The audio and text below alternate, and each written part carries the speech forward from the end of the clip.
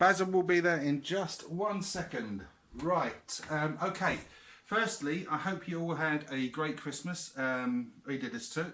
We did as well. It was really good fun. Got some nice little things. As you can tell, I didn't get a new shirt. I've had this shirt for over 10 years now, I think it is, and it's my favourite kind of slob out shirt. It does get washed, but gradually this tear in the sleeve is getting worse and worse and worse. Now, the last video was Bomb Jack, Elite's fantastic conversion for the Amstrad and ZX Spectrum. Not so great on the Commodore 64, but it wasn't so bad either. So this is naturally the sequel, Bomb Jack 2, which I bought back in 1987, because I still have the receipt in here. Oh, the back of the case has fallen off.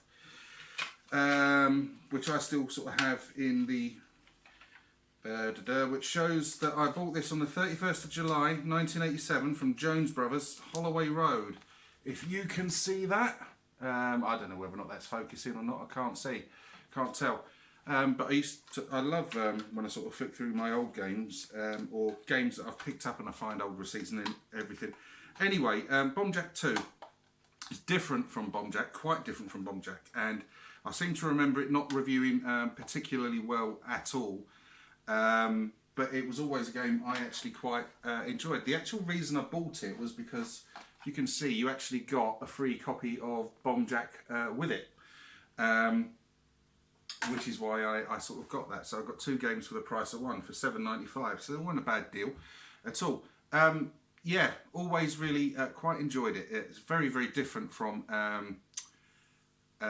its predecessor, and I think that's why it struggled in some people's eyes, why it's not as fondly remembered. But like I say, it's a game I always enjoyed. So we're going to see the Amstrad CPC first, then the ZX Spectrum and Commodore 64, and as ever, it's just to show what the similarities and differences are.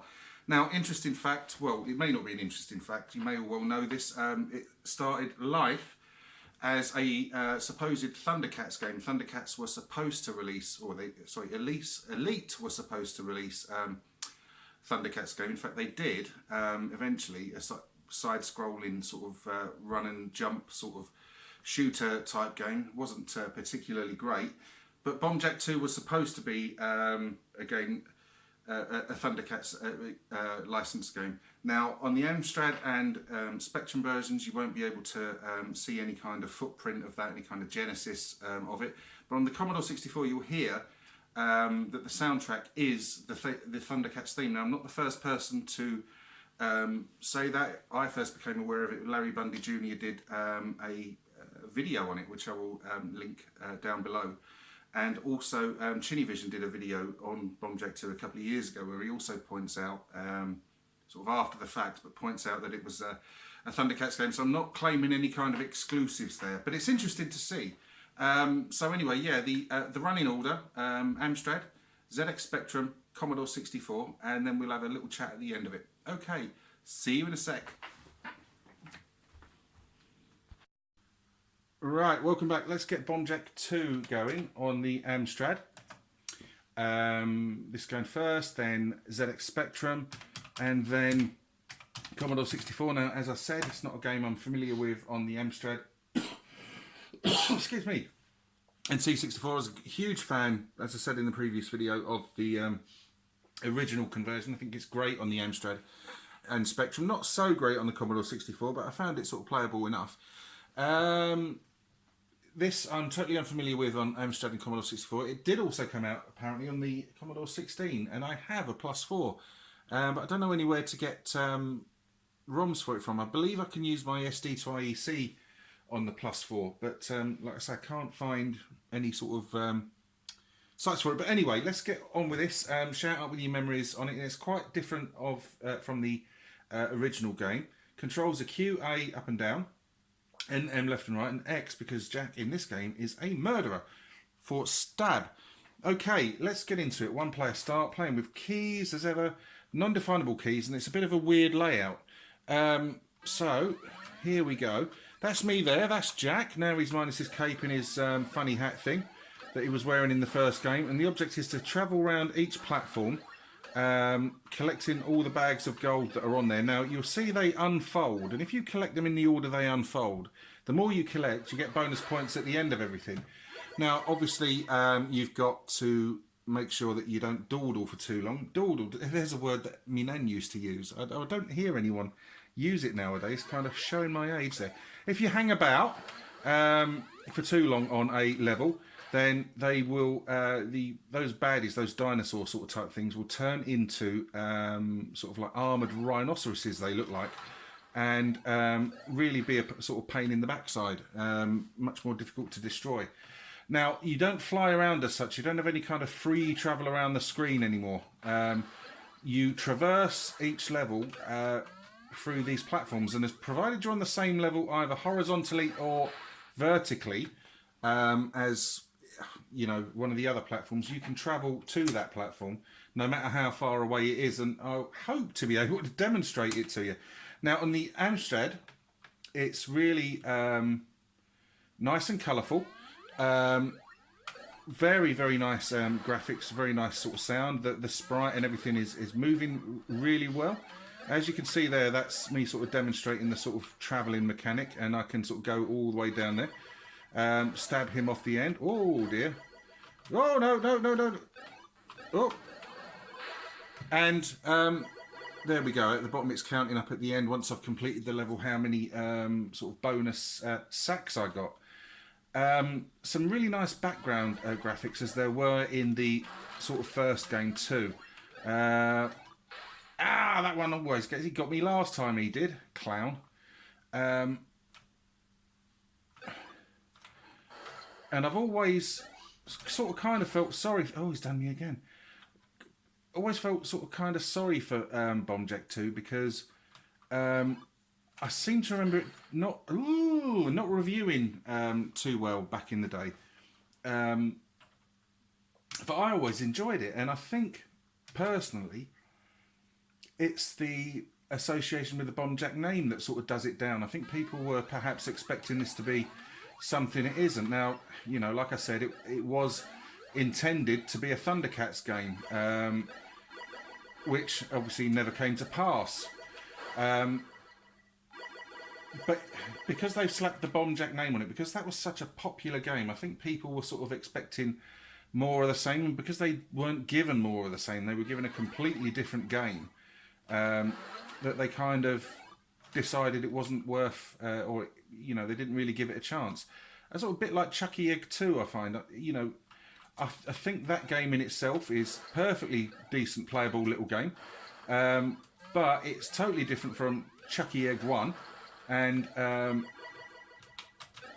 it's a totally different style of game. Instead of being a sort of a straight out platform game, it's more of a sort of arcade adventure, and people didn't really buy it. Didn't really like it, but I always did like it. Now this level is always a bit tricky on the eyes. You can see very detailed sort of graphics there, but it can be a bit tough to work out what's going on. And it's kind of more luck than judgment that you get through that. But it does play decent enough. You know, it's not a bad game at all, Bombjack 2. And like I said, back in the day on the Spectrum, I did enjoy it. I can't really think of any sort of games similar to it in terms of... he got me. In terms of, you know, this particular kind of limited movement sort of mechanic. I don't know any. Perhaps if you're aware of any, you can tell me. Let me know. But yeah, let's have one more sort of round on that. See how we get on, if we can get any further.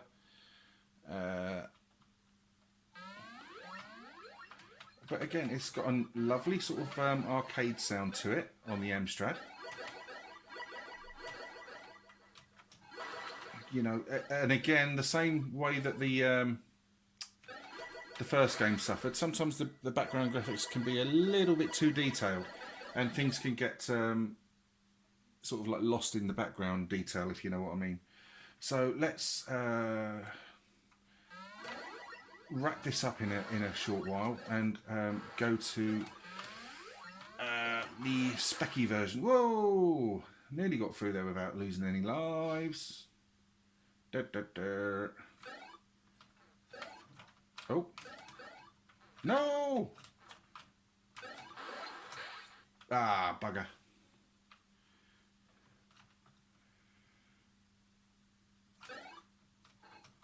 Oh! Ah, wrong way. Anyway, there was Bomb Jack 2 for the Amstrad CPC. Now, it's quite different, as I said, from its predecessor. Not necessarily a bad thing.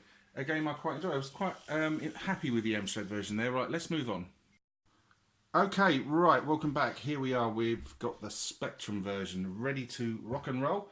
This is the version I sort of know and love. I quite like that loading screen, even though the Bomb Jack character bears no resemblance to what he does in there. Right, keys are exactly the same, Q, A, X, N and M. Let's get into it. Now, first thing you'll see is it's quite sort of similar to the Amstrad version. Nowhere near as colourful, but very nice detailed backgrounds and thingamies. What's thingamies mean? Characters. That's what thingamies are. Where's he gone? Ow, balls.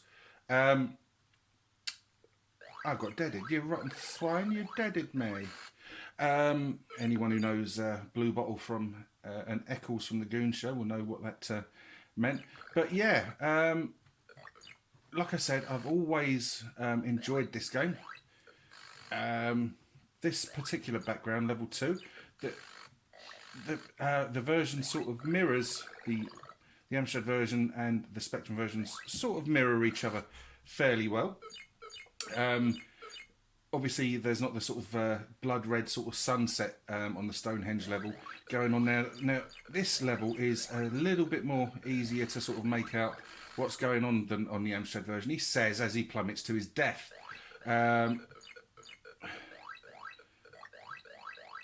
It's always been very sort of hectic, that one, and sort of sod's law as to whether or not you get through. But as I said as well, it's a game that, you know, I don't think gets as much attention as it perhaps should, because it's very, very good. Oh, game over. Right, let's get into it. Come on, let's try and do a little bit better on this. But yeah,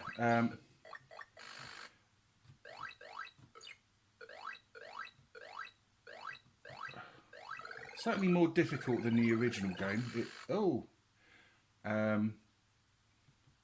And sometimes, you know, as well, characters can kind of get lost in the background, especially when you're sort of like down the bottom end of the screen, where most of the detail sort of tends to be in the backgrounds.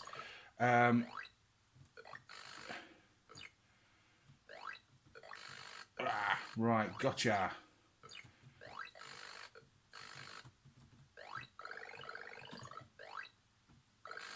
Right, so didn't do too badly there. Right, this level again. Oh, dead.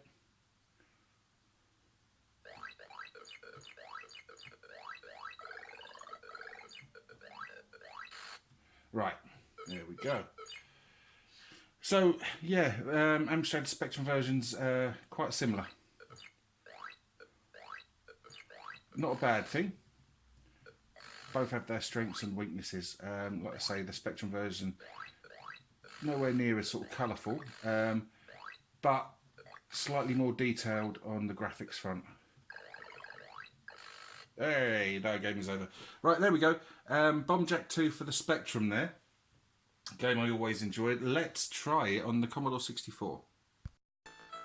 Okay, right, here we go. Commodore 64 version of Bomb Jack 2. One of those rarities, a Commodore 64 game I am able to play with keys. It's Q, A, up and down, Shift for stab, and M for left and right. This is the version that, where it comes to the fore that this was going to be planned to be a Thundercats game, because you'll hear, once I start the game, the Thundercats theme is the background. Other people have already covered that before me. I'm not claiming any kind of sort of scoop or exclusive on that. Chinny Vision did a video on this game a couple of years ago, pointed it out. And like I say, Larry Bundy Jr. as well. Both of those videos are in the description box below if you want to look at them. Right, let's get on with it and have a look at the Commodore 64 version. Now, It's the uglier of the three games, and it's slightly slower.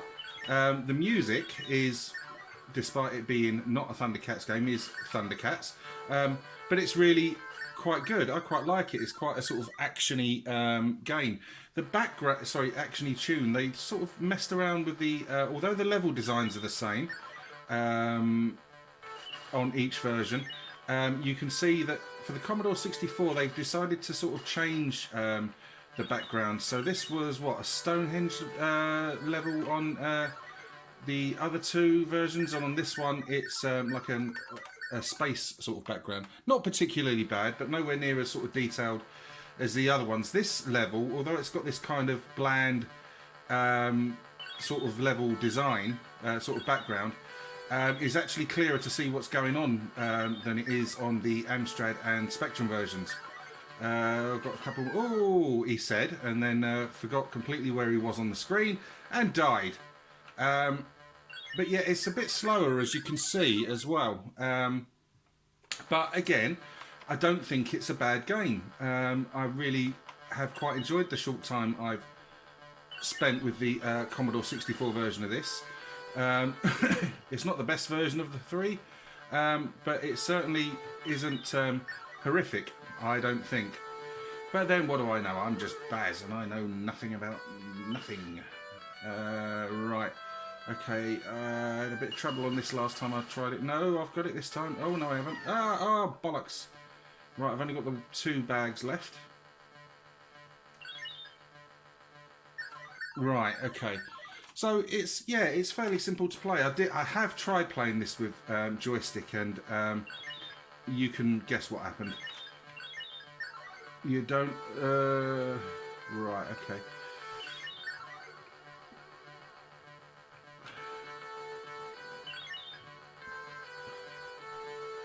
So you can see there's a lot of sort of thinking to be done, because you can only sort of travel on the plane where a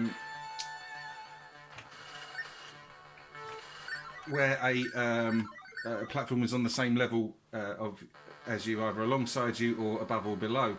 But that sort of gives you something to think of. Ooh, game over, Baz. Yeah, so I'll have another go at that. Just to sort of show you now, again, Commodore 64 fans, please yell up about your thoughts and memories of this.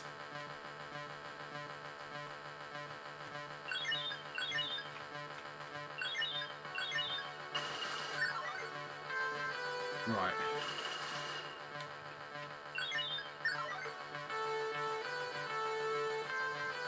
Oh.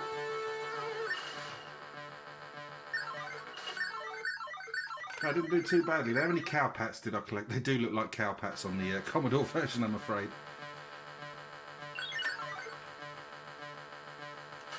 So if I'd have been a Commodore 64 owner back in the day, I wouldn't have been sort of disappointed with this.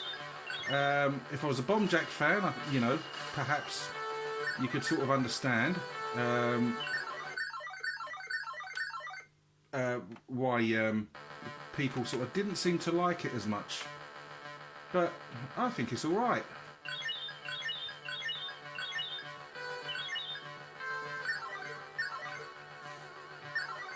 Oh, gone the wrong way round there. But that particular level, like I said, is much easier on the eye on the Commodore 64 version. It's the, I think it's the one on the Spectrum and Amstrad that's got the Sydney Opera House as the background.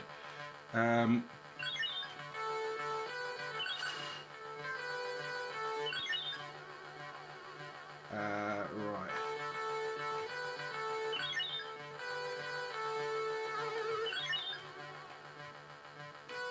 Oh, there's 3 of the bastards on that one now.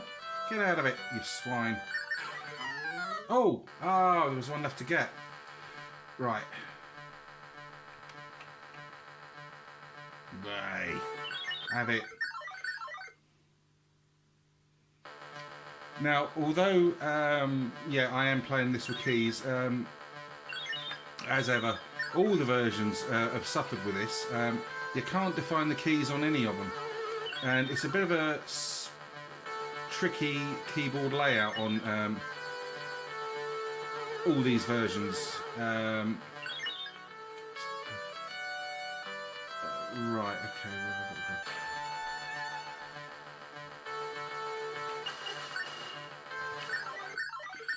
Yeah, but it's playing decently enough. Quite enjoying it.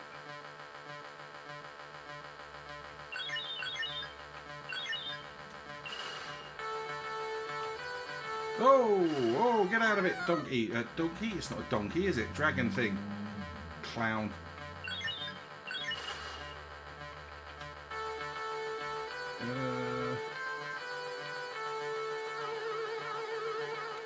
Right, there we go. So you can see what I mean about sort of having to sort of think your way through the game, the screens, because of that sort of mechanic that's employed. Where do I go from there then? Oh, right, okay. Oh, that's done me no bleeding good at all. No.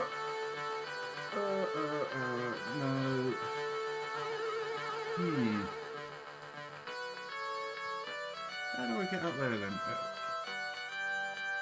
Oh, I think I've reached the point of confusion here. Ah, no, maybe not. Maybe not. Maybe you've cracked it, Baz. Yes. Right, I've only got one bomb jack left. Oh, I won't have any left if I keep on doing that. Oh, there we go. Right, bomb jack for the bomb jack 2 for the Commodore 64. Okay, let's go to the outro then. Oh look, I got on the high score table. Oh no, right, Bazza will do. Where did Bazza place? Oh, it won't show me. Right, okay, to the outro. Right, there we go. That was all 3 versions of Bomb Jack 2. A game I really enjoy. I thought the Amstrad version had very, very nice colourful graphics. Bit blocky character-wise. I think the Spectrum version characters and stuff were more clearly defined. But some wonderful use of colour on the Amstrad there. Like I said, I don't play Amstrad games on an actual monitor. I play it on that TV, and that can sometimes, I think that doesn't do justice to the actual quality of Amstrad graphics, but from what I'm told, using an Amstrad monitor gives you a much sort of better picture and representation of how they were supposed to look back in the day. But I thought some stunning sort of background detail on the Amstrad game. On the Spectrum game, as I said, it's the one I know the best. It was really clear graphics, some kind of issues on both of them with the intricacies of the backgrounds on some of the levels, causing your characters to sort of like disappear. It can be a bit difficult to sort of follow what's going on, particularly the Sydney Opera House level, that sort of 3rd level that you saw. The Commodore 64 version, I think it's the weakest of the 3. But it's still really quite playable. I've seen some quite bad reviews of it, but I enjoyed it. I mean, the graphics on the backgrounds are far less detailed than they are in the previous 2 versions, but in a way that kind of makes things easier on the eye. It's easier to see what's going on. It doesn't run as quickly as either of them, and the graphics are a little bit shabbier. But they do what they need to do, and obviously it's got that really nice Thundercats Thundercats theme tune sort of running through it, and yeah, I really enjoyed it. I think I may not have sort of mentioned this. I can't actually remember if I mentioned it, but I think it suffers because people would have been expecting more sort of Bomb Jack style gameplay. And the fact that they didn't get it would have left them sort of disappointed. I think if it was released as a standalone game without any kind of association to Bomb Jack at all, I think it would have been more highly regarded than it actually is. And like I said, or like I think I said, Chucky Egg 2 sort of suffers the same kind of thing. It's a perfectly decent game in its own right, but because it's got Chucky Egg stuck at the front of it, it suffers because people will always compare it to the original, the classic. But Bomb Jack 2, yeah, game I really enjoyed. I'm eager to hear your thoughts and opinions on it as well, because it's, it's one of those games that doesn't seem to be, well, isn't anywhere near as bad as quite a few people make it out to be, I don't think. Like I said, I quite enjoyed it. I've rambled on long enough. I think this video's gone on sort of like 20 minutes plus. Just interested in hearing your thoughts. If you like the video, please let me know. If you wish to subscribe, please do so. But if you do subscribe, please, please, please, as ever, take the time to join in with the conversation, discussions, because that's what it's all about. Particularly your memories of the particular version of the game that you're familiar with and how you think it stacked up against the others. Thank you ever so much for watching. Take care. Goodbye.